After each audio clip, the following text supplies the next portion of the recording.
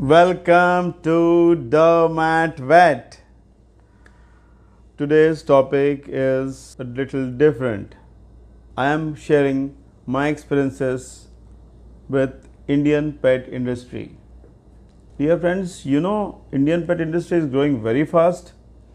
When I started my practice with rupees 50 per day in 2005, I never knew it will rise to this level by 2020.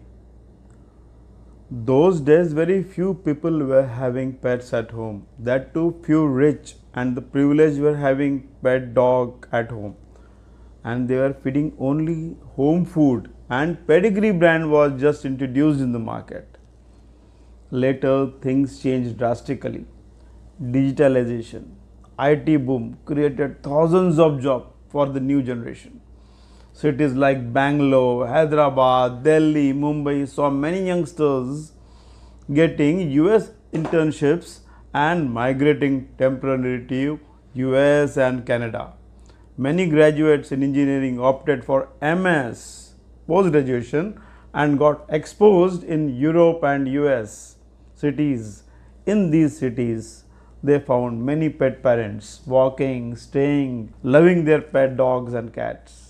Also, the trend of nuclear families emerged in cities that led to new trend of single child. Now in such cases, psychiatrists suggested to keep a pet as a sibling for complete mental growth of the single child, and thus it led to increase of pet population in the country. Also, the generation who were from IT industry had lot of commitments, work pressures, tasks, assignments, projects, and that has to be completed in a separate amount of time. So the stress factor grew, and these pets acted as a major stress buster to reduce the stress in most of these cities of these IT industry persons, and that's how pet population grew in these cities.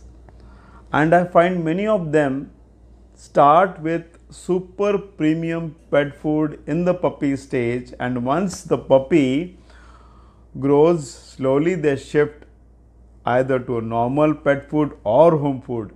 And many times when the pet parents meet at a reception counter of a pet clinic or a dog park, the common question which they ask to each other is, what food do you give to your pet? And the other person who has started home food to this pet will describe the recipe and give a weird look to the person who is giving any branded food.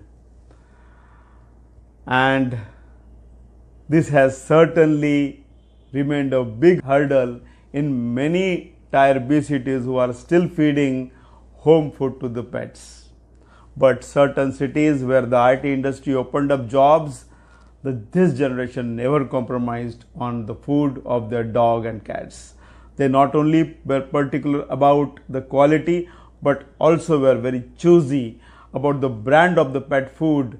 Not only did the major brand of food multiplied its presence in the market with different food for different breeds, but also different food for different age groups and different food for different disease conditions. Today, the Indian pet shops shelves are full of different brands of Indian and imported dog and cat foods, and also an Indian manufacturer under Make in India has released so many versions of dog and cat foods. They also used pretty looking faces of Indian actresses as a brand ambassadors, so the clients get attracted to these dogs and cat foods.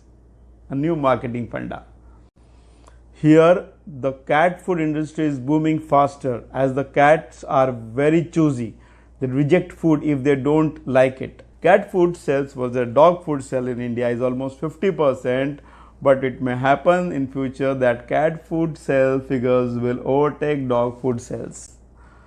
It is not only the Western clients but Indian clients too get attracted towards online purchasing sites like Amazon and Flipkart. This has definitely not acted as a hurdle in the growth of pet shops in India, as still even today many pet parents want to go to a vet and visit the neighboring pet shop so that they can get regular deworming vaccination done from the hospital which is attached to a pet shop.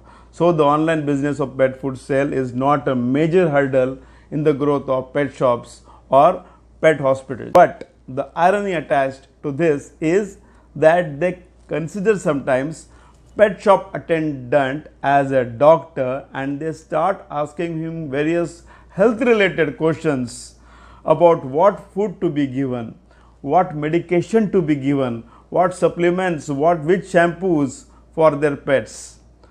But whenever I listen to such discussions, I politely tell them, please visit the veterinarian first and then come to the shop. So my dear friends, this was all about my experience with Indian pet industry and Indian pet owners. Consider subscribing if you found this video informative and interesting, and please share it with your friends, and don't forget to press the bell icon to get notifications from DERMATVET.